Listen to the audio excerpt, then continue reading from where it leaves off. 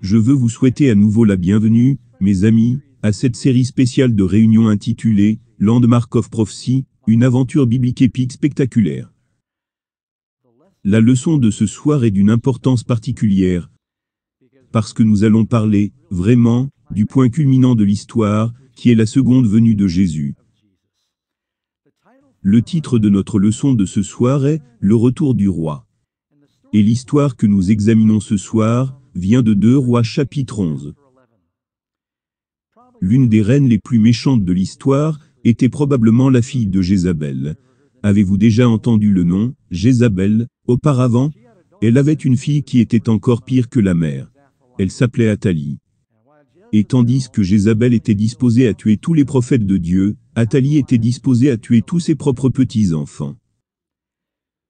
Lorsque son fils Achazia est mort au combat, elle n'a voulu partager le trône avec personne. Elle a pris le pouvoir en essayant d'éliminer toute la semence royale de David. Et elle a fait exterminer tous ses petits-enfants. Son fils Achazia avait eu plusieurs enfants. Mais l'un d'eux qui était âgé d'1 an, son nom était Joas, échappa. En fait, c'est la sœur d'Achazia, Josheba, qui le prit, l'enleva et le cacha, chez le souverain sacrificateur, qui l'a gardé dans le temple de Salomon, qui était largement négligé à l'époque d'Athalie, parce qu'elle était une reine païenne. Et donc ce bébé a été caché dans le temple de Dieu pendant 6 ans, pendant que Athalie régnait sur le pays. Et elle était brutale, juste une dictatrice diabolique. Enfin, quand le petit Joas, il avait 1 an quand ils l'ont emmené dans le temple.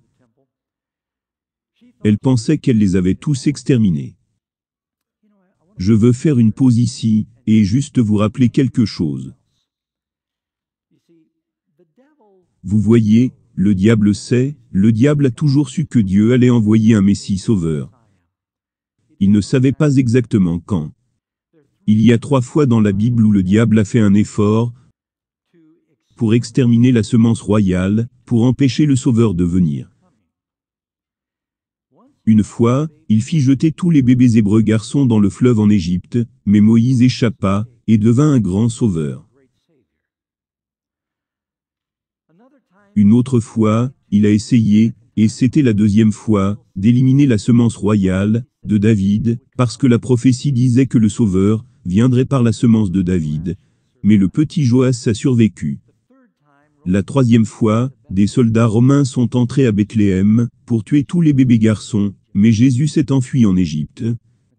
Et ainsi, vous pouvez voir à travers l'histoire de la Bible, qu'il y a eu un effort, pour empêcher le Messie de venir, pour empêcher le Fils de Dieu de devenir un homme. Parce que le diable savait que cela signifierait sa perte. Si Christ est venu, et a vécu une vie parfaite, et est mort pour nous, alors l'humanité pourrait être sauvée. Peut-être plus à ce sujet demain. Ainsi, après 6 ans, le souverain sacrificateur, Jéhojada, savez-vous que le souverain sacrificateur, Jéhojada, a vécu beaucoup plus longtemps que Moïse? Il a vécu 130 ans. Le grand prêtre Jéhojada a soigneusement formé cet enfant, sachant qu'il serait le roi. Il savait qu'il ne pourrait pas le cacher indéfiniment.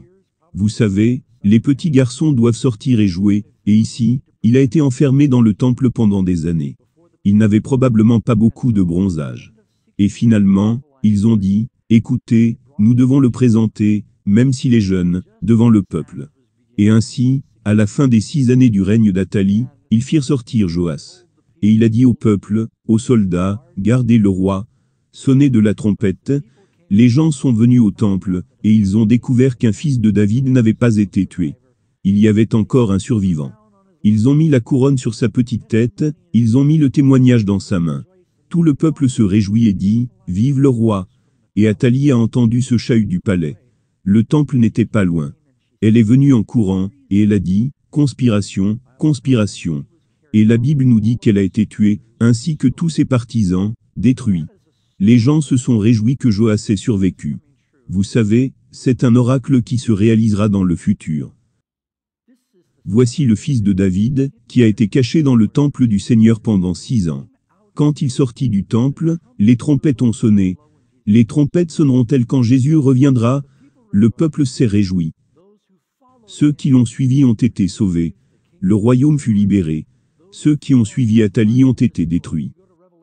Vous allez dans Apocalypse, vous découvrirez qu'il y a cette méchante reine, dans Apocalypse 17, qui persécute les prophètes, et veut détruire la semence royale. Elle s'appelle la mère des prostituées. Dans Apocalypse 17, c'est ce qu'elle a sur son front. Athalie en est un modèle. Tout au long de la Bible, vous verrez des modèles, qui nous donnent de petites images de la seconde venue. L'une des principales leçons que vous lisez dans la Bible est le retour du Christ. Cela s'appelle le jour du Seigneur. C'est le point culminant de cette bataille entre le bien et le mal. Cela ne va pas durer éternellement. Et regardez juste comment les choses ont changé en une génération dans notre monde. Combien de temps pensez-vous vraiment que le monde peut durer, tel que les choses se passent actuellement? Jésus a dit, si ces jours n'étaient abrégés, personne ne serait sauvé. Maintenant, je veux être très prudent et très clair.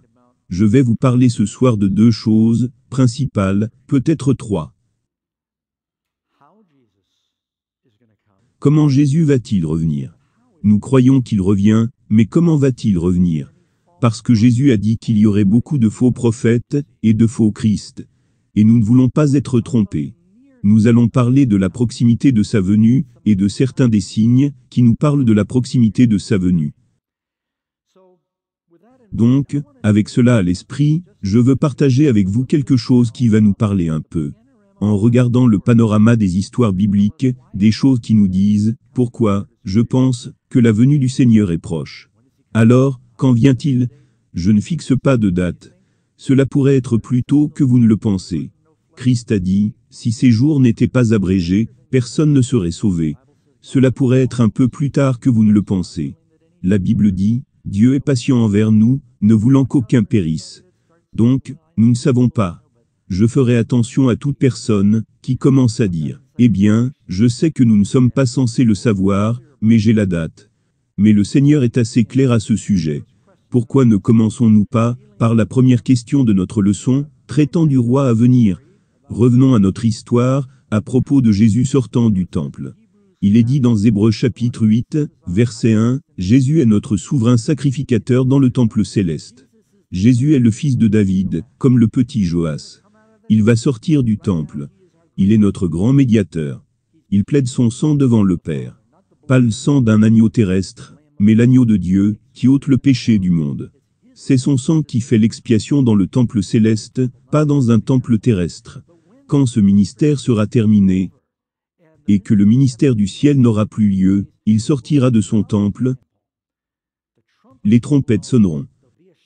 Il y aura un cri, comme quand il y a eu un cri parmi le peuple, il viendra, prendra le royaume, et cette méchante reine et tous ceux qui la suivront seront détruits. C'est une allégorie. C'est vraiment arrivé dans l'histoire, mais c'est une allégorie du salut. Vous voyez ce que je dis? Il y en a plein d'autres. Dans l'Apocalypse, il est question de cette trompette, sonnant lorsque Jésus vient. Savez-vous que lorsque Josué a pris la terre promise, ils ont sonné de cette trompette? Vous lisez ces choses dans l'Apocalypse. Vous trouverez la clé pour déverrouiller l'Apocalypse dans les histoires de l'Ancien Testament. Je m'inquiète quand je vais dans certaines églises et qu'elles n'ont que le Nouveau Testament. Parce que vous avez vraiment besoin du fondement de l'Ancien Testament pour comprendre les prophéties. Qui est le roi qui va sortir de son temple au ciel? Apocalypse 14 verset 14. Je regardais, et voici, il y avait une nuée blanche, et sur la nuée était assis quelqu'un qui ressemblait à un fils d'homme, ayant sur sa tête une couronne d'or. Donc Jésus est celui qui va venir. Question numéro 2. Jésus reviendra-t-il tranquillement quand il reviendra? Maintenant nous avons, certains d'entre nous, ont entendu que juste, un jour vous aurez un ami qui va appeler et dire, as-tu entendu ce qui s'est passé? Jésus est venu, et il a pris toutes les personnes sauvées, et elles ont en quelque sorte disparu. Est-ce que ce sera calme quand Jésus reviendra? Je vais entrer un peu plus dans ce sujet, alors restez avec moi, s'il vous plaît. Que dit la Bible? Car le Seigneur lui-même a un signal donné, à la voix d'un archange, et au son de la trompette de Dieu. C'est une trompette. C'est quelque chose qui est fort. Vous pouvez également lire dans Jérémie 25 verset 30. L'Éternel rugira d'en haut, de sa demeure sainte, il fera retentir sa voix. Il rugira contre le lieu de sa résidence. Il poussera des cris. Alors que vous lisez la Bible, vous pouvez voir que la venue du Seigneur est un événement très audible. Permettez-moi de vous en donner un peu plus. Psaume 50, verset 3. Il vient, notre Dieu, il ne reste pas en silence. Devant lui est un feu dévorant, autour de lui une violente tempête. Maintenant je veux être délicat, alors que nous allons dans la suite de notre étude. Il y a plusieurs points de vue différents sur la façon dont le Seigneur revient. Je crois qu'il y a beaucoup de gens pieux, consacrés au ciel, dans de nombreuses dénominations différentes. Vous m'entendez? Je sais qu'il y a des désaccords entre nous, et, vous savez, vous êtes les bienvenus, pour être en désaccord. Nous pouvons être en désaccord, en tant que chrétiens, sans être désagréables, n'est-ce pas? Question numéro 3. Quelle autre preuve physique accompagnera la venue de Jésus, selon les Écritures? Apocalypse 16, verset 18. Et il y eut des éclairs, des voix, des tonnerres, et un grand tremblement de terre, tel qu'il n'y avait jamais eu, depuis que l'homme est sur la terre, un aussi grand tremblement. Il nous est dit qu'il y a un grand tremblement de terre différent de tous les autres tremblements de terre. Les gens vont le sentir, n'est-ce pas? Question numéro 4. Qui verra Jésus quand il viendra? Il nous est dit dans Matthieu 24, verset 30. Alors le signe du Fils de l'homme paraîtra dans le ciel,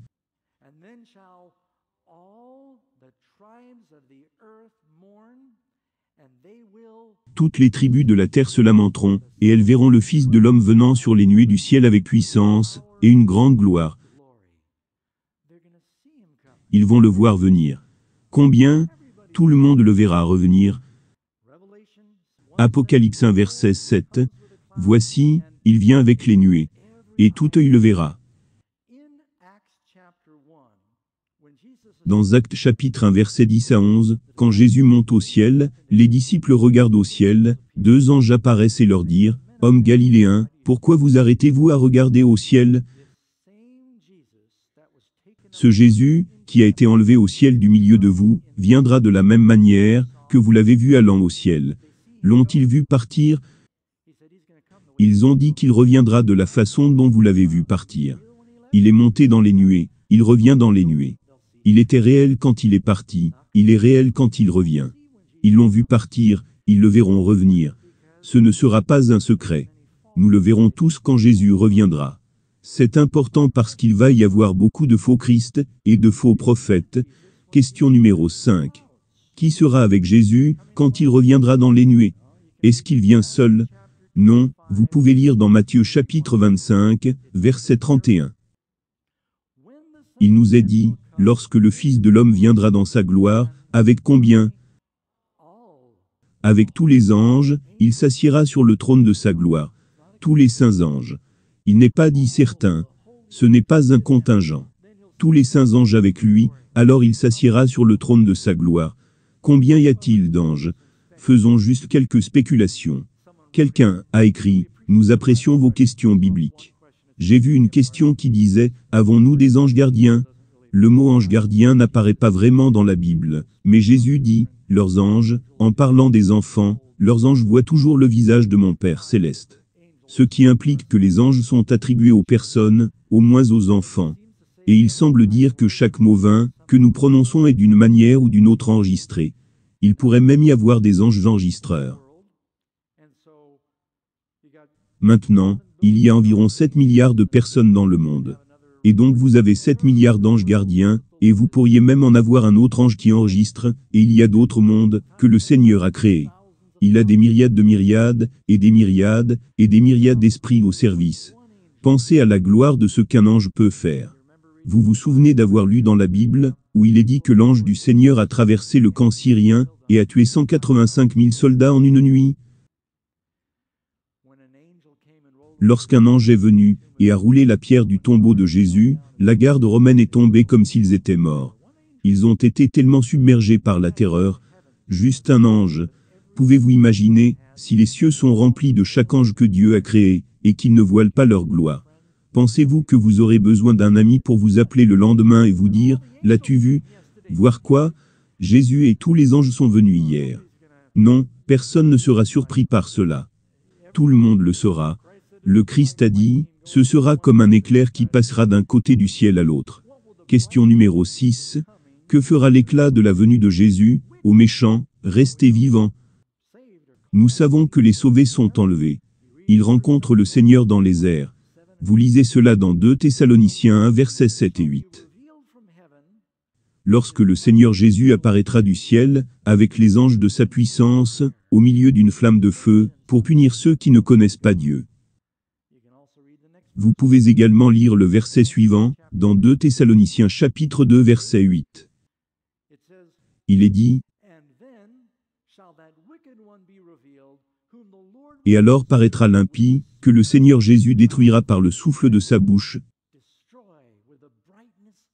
et qu'il anéantira par l'éclat de son avènement. » Qu'est-ce qui le détruit? L'éclat de sa venue. Alors, est-ce brillant quand Jésus revient? Tout le monde le saura. Qu'arrivera-t-il aux justes qui sont morts à la venue de Jésus? Nous avons donc vu ce qui allait arriver aux méchants. 1 Thessaloniciens 4 verset 16 nous dit, et ce verset est très clair. En fait, je vous recommande de lire tout ce chapitre. Les morts en Christ ressusciteront premièrement. Ainsi, non seulement les vivants sont enlevés, mais les morts en Christ viennent. Quand Jésus vient, il y a une résurrection. Est-ce que ça sonne comme un secret si tous les tombeaux des cimetières s'ouvrent? Question numéro 8. À ce stade, qu'arrivera-t-il aux saints vivants et ressuscités? Les morts en Christ sont d'abord enlevés, maintenant ne manquez pas cela, cela revient plus tard. Combien y a-t-il de résurrections? Évidemment, là où vous avez une première, vous en avez au moins une seconde, n'est-ce pas? C'est un numéro séquentiel, et les morts en Christ ressuscitent en premier, béni, et saint est celui qui a part à la première résurrection, il est dit dans Apocalypse 20. Qu'arrive-t-il aux saints vivants et ressuscités? Vous lisez dans 1 Corinthiens 15 versets 52 et 53, les morts ressusciteront incorruptibles, et nous serons changés. Car ce corruptible, ce corps qui vieillit et meurt, ce corruptible doit revêtir l'incorruptibilité, et ce mortel doit revêtir l'immortalité. Quand Jésus vient, nous recevons des corps glorifiés et immortels. Et ainsi nous sommes transformés en un clin d'œil. Nous sommes enlevés, et nous rencontrons les saints vivants, dans les airs et Jésus nous ramène à la gloire. Derrière lui est laissée la destruction. Les éléments fondent avec une chaleur ardente. Question numéro 9. Après avoir été changés, qu'arrivera-t-il au juste? Alors vous relisez dans 1 Thessaloniciens 4 verset 17, cela nous donne plus d'informations. Il dit, « Ensuite, nous les vivants, qui serons restés, nous serons tous ensemble enlevés. » C'est de là que vient le mot enlèvement, avec eux sur des nuées, à la rencontre du Seigneur dans les airs. Rencontrer le Seigneur où? Dans les airs. Nous le rencontrons dans les airs. Nous sommes enlevés pour le rencontrer. Il a dit, « Je vais vous préparer une place, n'est-ce pas? » Jean chapitre 14. Je vais vous préparer une place. Et, lorsque je m'en serai allé, et que je vous aurai préparé une place, je reviendrai, et je vous prendrai avec moi, afin que là où je suis, vous y soyez aussi. Question numéro 10. Quel avertissement solennel Jésus donne-t-il au sujet de sa seconde venue? Si vous lisez dans Matthieu chapitre 24, lorsque les disciples sont venus et ont demandé, quel sera le signe de ces choses? Destruction de Jérusalem? Signe de ta venue et de la fin du monde? 2 ou 3 fois dans ce chapitre, Jésus dit, il y aura beaucoup de faux prophètes, et de faux Christ. Méfiez-vous des faux prophètes, et des faux Christ. Beaucoup se lèveront et diront, je suis le Christ, ou, voici le Christ, ou c'est le Christ. Soit dit en passant, si vous voulez étudier ces choses par vous-même, vous pouvez noter ces chapitres très rapidement, Matthieu 24, Marc 13, Luc 17, Luc 21. Ce sont les principaux endroits où Jésus lui-même raconte son retour. Vous venez de lire cela par vous-même. Donc la question, quel avertissement solennel Jésus donne-t-il au sujet de sa seconde venue? Attention au faux Christ. Vous savez, dans notre émission de radio hebdomadaire, le pasteur Ross et moi commençons toujours par un fait étonnant. Un fait étonnant que j'ai appris du pasteur Ross concerné Otto Waite. En 1913, de nombreux pays d'Europe de l'Est ont obtenu leur indépendance. Parmi eux se trouvait l'Albanie, et ils ont pu, en gros, choisir leur propre roi. Eh bien, ils voulaient choisir Ali Médine, qui était en fait en Turquie. Il était un prince en Turquie. Ils ont dit, nous voulons qu'il soit notre roi. C'était avant Internet et la télévision, la photographie, la radio, où ils n'avaient pas des photographies, ils n'avaient pas de radio, et beaucoup d'entre eux ne savaient pas à quoi il ressemblait. Alors tout d'un coup, ils ont reçu un télégramme de Turquie qui disait, le roi Eddin arrive, et il va vous accueillir. Et les gens étaient tout simplement ravis. Et donc hors de la voiture, le roi se leva, et il était grand, et portait un uniforme, une longue épée, avait l'air digne, et ils étaient tellement excités. Et il leur a dit qu'il était venu, et qu'il était ravi de régner sur eux et qu'en fait, il allait les mener dans une bataille contre Belgrade. Et ils étaient ravis, car ils détestaient les gens là-bas. Et ils ont eu un service de couronnement, et ils l'ont prononcé roi, et ils l'ont comblé de cadeaux, et ils l'ont mis dans leur palais et 5 jours plus tard, ils ont reçu un autre télégramme de Turquie qui disait, le prince Eddin n'a jamais quitté la Turquie. Nous ne savons pas qui est cet individu, mais ce n'est pas le roi. Ils pensaient que c'était suspect lorsqu'ils demandèrent, quel est votre nom royal? Il a répondu, Otto Ier. Otto, mais ce n'est pas un nom musulman. C'est un nom allemand. Quand ils sont allés l'arrêter, il avait déjà eu vent de ce qui se passait. Il a fui le pays. Il avait réussi l'une des plus grandes mascarades de l'histoire, fut couronné et vécu, comme un roi pendant quelques jours, il était un artiste de cirque allemand. Vous pouvez lire sur Otto Waite. Et il s'éclipsa. Il ne savait même pas lire, ni écrire. Et il a réussi à convaincre toute une nation qu'il était leur roi. Je peux vous dire que le diable est bien plus intelligent qu'Otto, et qu'il va tromper le monde. Vous voyez, le diable veut se faire passer pour le Christ. Il y a beaucoup de fous qui prétendent être Jésus. Mais je suis inquiet, surtout quand Satan fera son chef-d'œuvre de tromperie, et prétendra être Jésus. Matthieu 24, nous entrons maintenant dans certaines des réponses à la question numéro 10. Matthieu 24 verset 5, Jésus nous a mis en garde. Car plusieurs viendront en mon nom, disant, je suis le Christ, et feront quoi? Tromper quelques-uns? Quelques-uns? Non. Beaucoup, la grande majorité. La plupart des gens dans le monde seront trompés par l'Antéchrist, n'est-ce pas? C'est pourquoi Jésus a dit, étroite est la porte, resserrez le chemin qui mène à la vie, et il y a peu qui le trouvent. Je suis content que vous soyez ici, mes amis, parce que dans la Bible, vous allez trouver le chemin de vie. Un autre verset, Matthieu 24 verset 24 où Jésus nous prévient. Car il se lèvera, de faux Christ, et de faux prophètes, et ils feront de grands signes et prodiges. Certains de ces faux Christ d'aujourd'hui ne sont pas que des fous. Il a dit que certains d'entre eux feront des signes et des prodiges, afin de séduire, s'il était possible, même les élus. La Bible nous dit dans Apocalypse que 3 des esprits impurs sortant de la gueule de la bête, du dragon et du faux prophète, iront vers les rois de la terre. Ce sont des esprits menteurs accomplissant des signes et des prodiges. Ainsi, il va y avoir de vrais pouvoirs surnaturels que certains de ces faux Christ auront. Et puis, nous connaissons tous Shimshon, David Koresh, et ce personnage Marshall Applewhite, qui a dit à tout le monde qu'il était une réincarnation du Christ. Et ses disciples étaient si sincères, qu'ils ont tout vendu, et ils se sont suicidés, pensant que lorsque cette comète allait passer, ils allaient embarquer dans un vaisseau spatial se cachant derrière la comète. Et les gens y croyaient. Ce ne sont pas que des fous parmi certains de ces individus qui pensent qu'ils sont Christ. Quand le diable utilise vraiment sa ruse et son pouvoir, s'ils vous disent, il est dans le désert, voici il est dans les chambres secrètes, ne le croyez pas.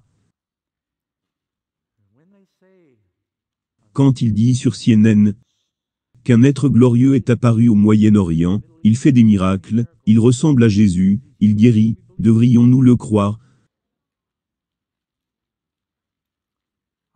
J'ai rencontré une fois quelqu'un qui prétendait être Jésus.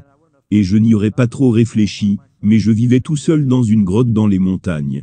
Et c'était un peu énervant à l'époque. J'étais un bébé chrétien, et je venais de commencer à lire la Bible. Je savais un peu, mais je ne savais pas grand-chose. Et je vivais seul, comme un ermite là-bas. Ma grotte était juste à côté de la crique, donc les gens qui remontaient ce canyon devaient en quelque sorte passer par ma grotte. Et dans ma cour, un jour, est venu ce type de randonnée. Il mesurait environ 1,80 m, une carrure uniforme, des cheveux bruns jusqu'aux épaules, une barbe, des yeux noisettes. Il s'est assis, et m'a parlé pendant un petit moment à mon feu de camp. Il m'a dit, « Je suis Jésus ». J'ai rencontré auparavant des amis espagnols qui s'appelaient Jésus, et je n'étais pas sûr, ce qu'il voulait dire, si c'était juste le nom, et je ne me souviens pas exactement, ce que je lui ai demandé, pour qu'il réponde qu'il est Jésus. Et c'était vraiment, c'est un peu effrayant. Parce que, tout d'abord, j'avais toute cette gamme d'émotions, qui me traversait l'esprit. Je suis ici dans les montagnes, avec ce fou et que fais-tu? Il est juste assis ici, lui et moi, il est dans ma grotte, c'était ma maison. Comment allez-vous expulser un gars de votre grotte, en particulier sur un sentier public? Et puis j'ai pensé, et si c'était Jésus? Je ne veux pas l'insulter. Toutes sortes de choses me passaient par la tête. Et alors j'ai dit, si c'est vrai, pourquoi avez-vous dit dans la Bible que vous veniez dans les nuées? Il a dit, eh bien, c'est absolument vrai. C'est comme ça que je viens pour la plupart des gens, mais je me présente individuellement à certaines personnes spéciales. Il avait une réponse intelligente pour tout. J'étais gentil avec le gars, j'étais juste tourmenté. Je me suis dit, devrais-je juste lui dire, sors d'ici? Ou peut-être qu'il a juste besoin d'un peu d'aide, et si je suis gentil avec lui, je peux l'aider. Et j'ai pensé, c'est peut-être Jésus, je dois faire attention. Mais il est resté dans ma grotte pendant 2 jours et demi. C'était un salaud, il a mangé toute ma nourriture. Il n'a fait aucun travail. J'ai finalement dû expulser Jésus de ma grotte. Et puis quelques jours plus tard, je l'ai vu se promener à Palm Springs. J'étais en ville, et il avait trouvé quelqu'un qui le suivait partout. Il y avait ce grand hippie qui disait, « Oh, c'est Jésus ». Il a trouvé son premier apôtre. Et puis, quelques jours plus tard, je l'ai revu dans la rue, et il s'était fait casser une de ses dents de devant. Il a eu, je ne sais pas, il a offensé quelqu'un.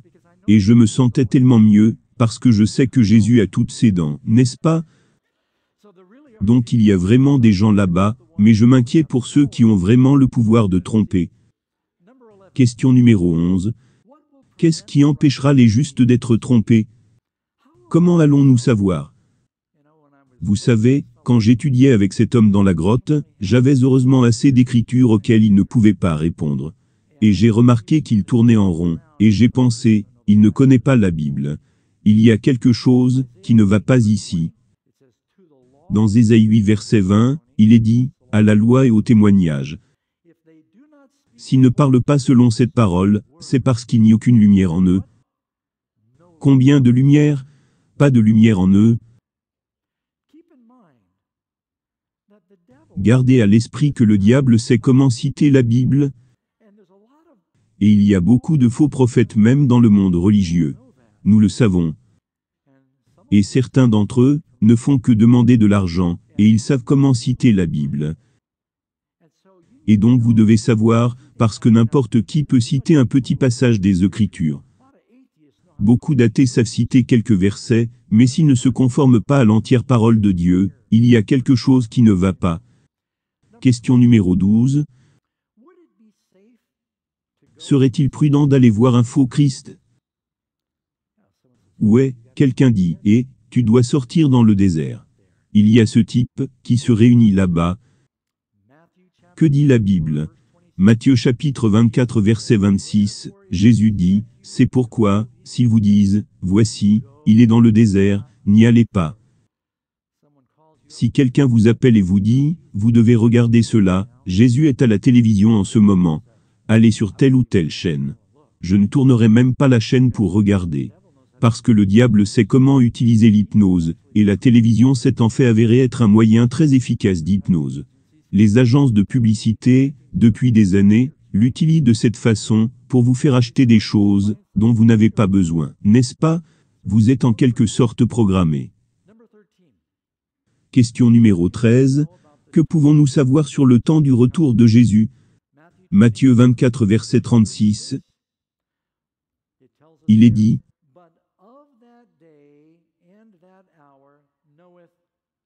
pour ce qui est du jour et de l'heure, personne ne le sait, ni les anges des cieux, ni le Fils, mais le Père seul. Maintenant, quelqu'un écrit la question, Jésus a dit qu'il ne savait même pas le jour et l'heure de sa venue. Est-ce qu'il sait maintenant? Notez cela, nous en reparlerons. Mais Jésus était assez clair. Il a dit, pas même le Fils, mais mon Père seulement. Alors, Dieu le Père cache-t-il un secret à Jésus? Je ne vais pas vous le dire. Vous l'écrivez, nous en reparlerons. Matthieu 24, verset 33. Il est dit, quand vous verrez toutes ces choses, nous ne saurons peut-être pas le jour et l'heure. Mais Christ a dit, sachez qu'il est proche, à la porte. Il y a donc un éventail, un bouquet de signes, que Dieu nous donne dans sa parole. Et alors que ces signes commencent à s'aligner, nous pouvons savoir que le temps est proche. Le Seigneur veut-il que ce jour nous surprenne comme un voleur? 2 Thessaloniciens chapitre 5. Vous n'êtes pas des enfants de la nuit, vous êtes des enfants du jour. Ce jour-là ne devrait pas vous surprendre comme un voleur. Mais il va surprendre le reste du monde comme un voleur. Quand la Bible dit qu'il vient comme un voleur, cela ne veut pas dire que cela va surprendre l'Église. Nous devrions savoir, nous ne savons peut-être pas le jour ou l'heure, mais nous saurons quand c'est proche. Il veut que nous levions la tête et regardions. Examinons maintenant très rapidement quelques-uns des signes. Jésus a dit, parmi les choses qui vont arriver, il a dit qu'il y aurait la peste dans divers endroits. Avez-vous vu quelque chose dans l'actualité, ces derniers temps, au sujet des pestes et des fléaux? Les fléaux dont Jésus parlait sont des pandémies, où des millions de personnes meurent. Il dit qu'il y aurait des guerres et des bruits de guerre. Il y aura des catastrophes naturelles, et nous voyons ces choses. En fait, dans le mont Ontak, juste environ un mois avant notre séminaire ici, il y avait un volcan qui a explosé au Japon. Vous souvenez-vous d'en avoir entendu parler? Je pense qu'ils ont, jusqu'à présent, récupéré 56 corps. Mais ce n'est vraiment rien, comparé à ce qui s'est passé lors du tsunami au Japon, et à ce qui s'est passé lors du tsunami et du tremblement de terre en Indonésie. J'y suis allé sur la plage de Madras.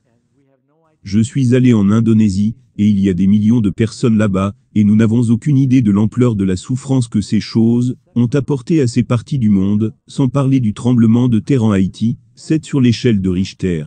Laissez-moi juste vous donner des données. Je les ai obtenues la semaine dernière. La Société géologique d'Amérique, laissez-moi vous lire ceci. Entre 2004 et 2014, il y a eu 18 tremblements de terre d'une magnitude de 8 ou plus, qui ont secoué des zones de subduction dans le monde. C'est une augmentation de 265% par rapport au taux moyen du siècle précédent.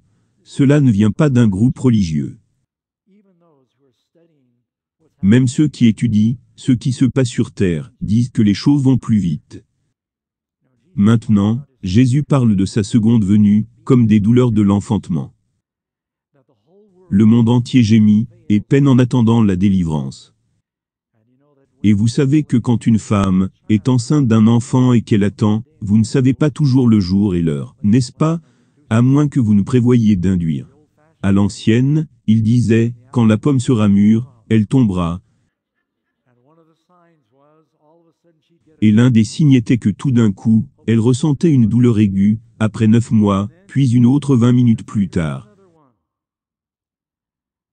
Et vous pourriez appeler le médecin et lui dire, « Oh, je pense que je vais avoir un bébé. »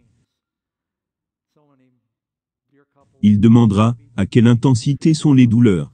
Tant de couples, pour leur cher premier bébé, feront 10 voyages à l'hôpital, avant que le bébé ne se présente. Ça y est? Non, ce n'est pas le cas. Retournez chez vous.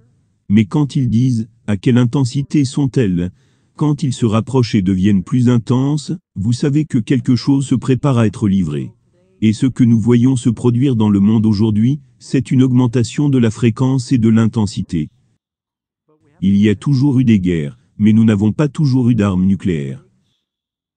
Il y a toujours eu des pestes, mais nous n'avons pas toujours eu les moyens, par les avions, de les répandre dans le monde en une semaine. Il y a toujours eu beaucoup de ces choses. Mais laissez-moi vous donner un autre signe. C'est ce que je viens de lire dans National Geographic, il y a 3 semaines.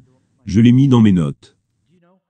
Savez-vous que la moitié de la faune mondiale a disparu au cours des 40 dernières années? La moitié de la faune dans le monde, par rapport à, il y a 40 ans, a disparu. Dieu détruira ceux qui détruisent la terre. L'immoralité et la violence sont un autre signe, a dit Jésus, dans les derniers jours. Nous sommes bien sûr préoccupés par les guerres et les bruits de guerre, et nous le devons certainement. Mais chaque jour en Amérique, plus de jeunes meurent dans la violence des gangs que dans les guerres étrangères. C'est assez effrayant. On n'en entend pas beaucoup parler dans les journaux, mais c'est un fait. Et puis, Jésus a dit, la méchanceté et la séduction iront de pire en pire.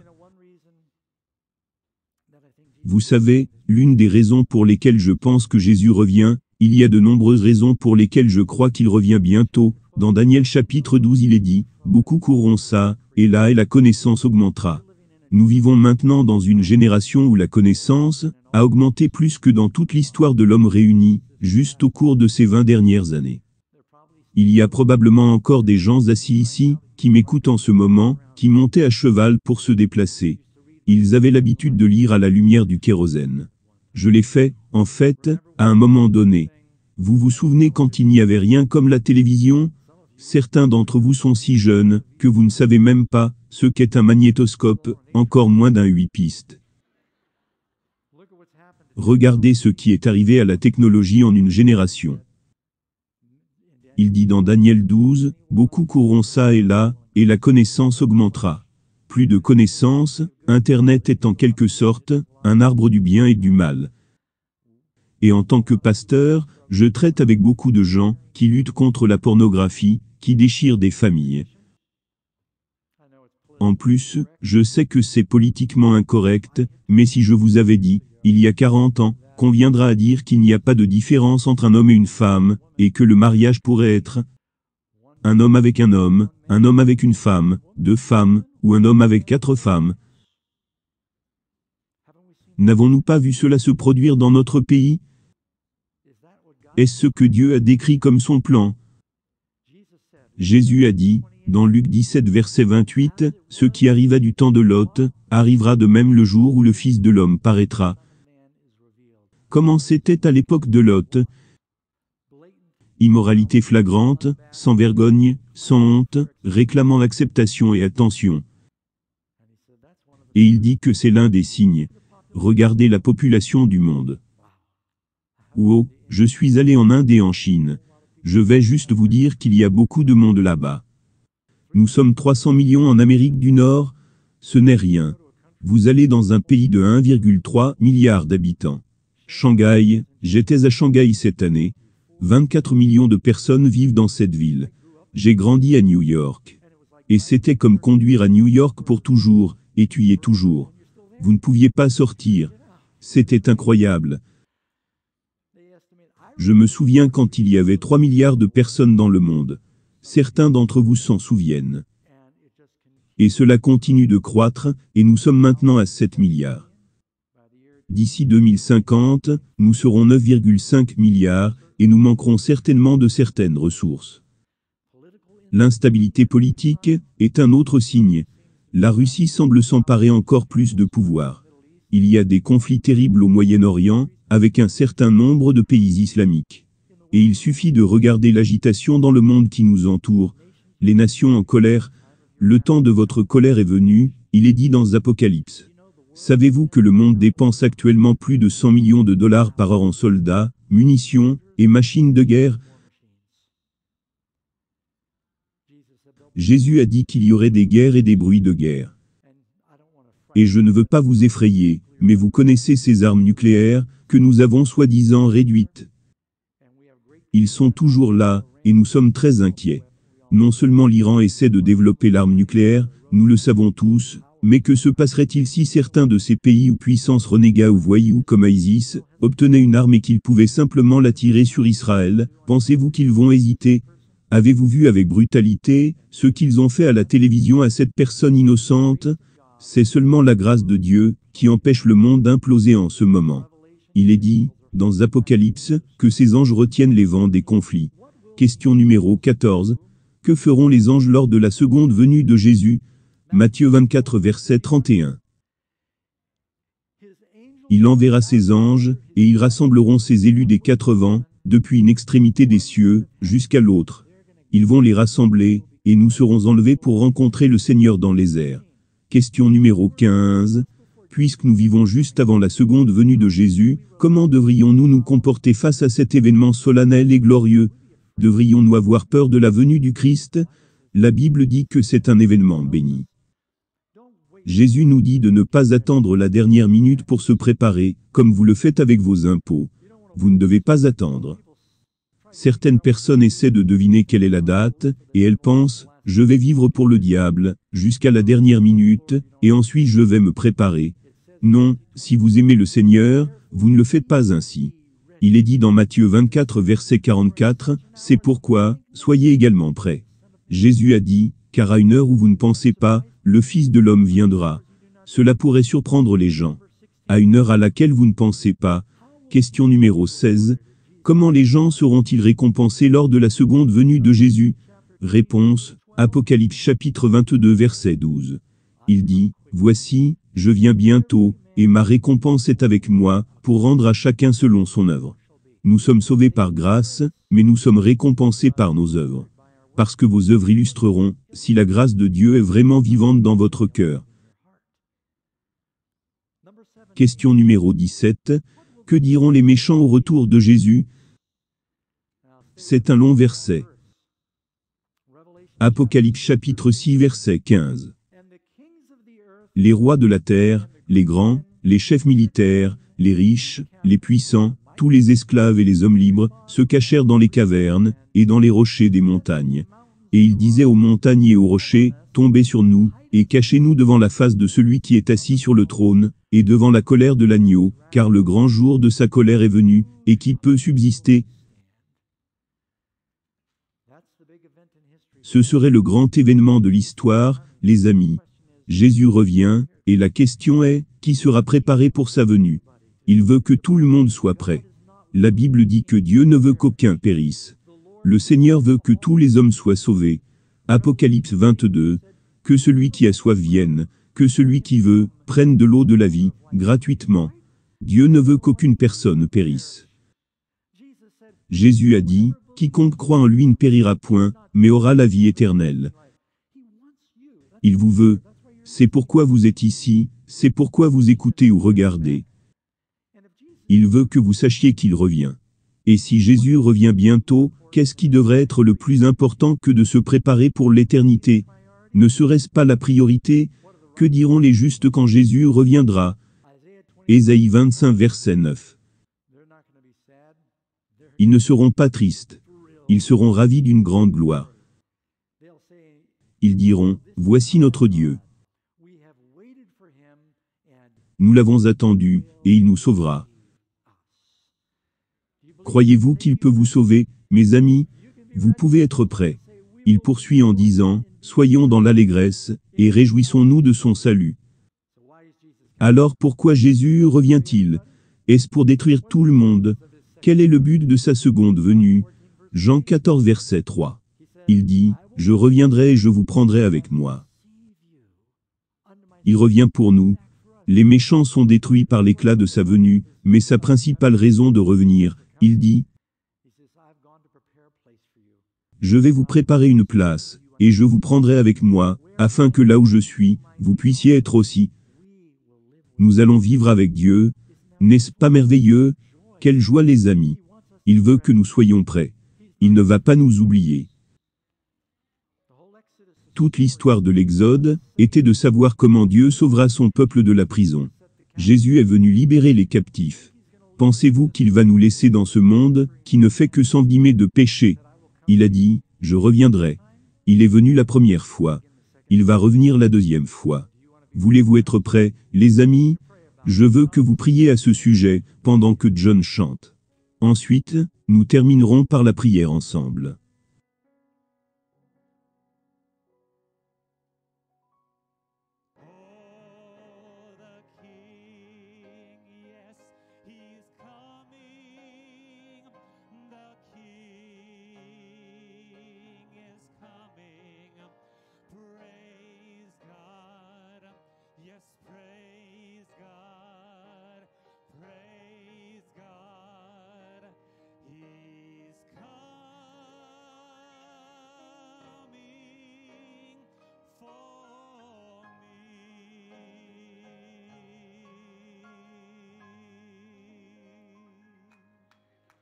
Amen. Amen. Merci, Jean. Merci, Kelly. Vous y croyez, les amis? Je ne sais pas pour vous, mais, comme on dit, j'en ai marre d'être malade et fatigué. Je veux que le Seigneur vienne. Et Jésus ne rompt jamais sa parole. Il dit que le ciel et la terre passeront, ma parole ne passera pas. Il est venu à l'heure la première fois, il va venir à l'heure la deuxième fois. Il veut que tu sois prêt. Et n'oubliez pas cette simple vérité. Il pourrait venir pour nous avant qu'il ne vienne pour tout le monde, au cas où nos vies se terminent. Alors n'attendez pas de déterminer une chronologie que vous pensez serait la seconde venue. Il veut que vous soyez prêts maintenant, parce que chaque respiration, chaque battement de cœur est un cadeau de Dieu. Cette vie est temporaire. Nous le savons tous, les amis. Amen. Je veux être prêt, et toi? Pourquoi ne pas incliner la tête avec moi et prier? Père Céleste, nous te remercions simplement de nous avoir appelés à être prêts. Nous te remercions pour cette série, et les cœurs que tu touches. Et nous prions alors que nous nous rassemblons et étudions ta parole, afin que tu fasses des miracles dans nos vies. Bénis chacune de ces personnes. Sois avec eux dans leur maison, leur famille et leur santé.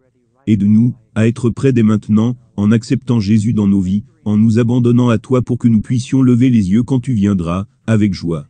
Nous prions en son nom, Amen.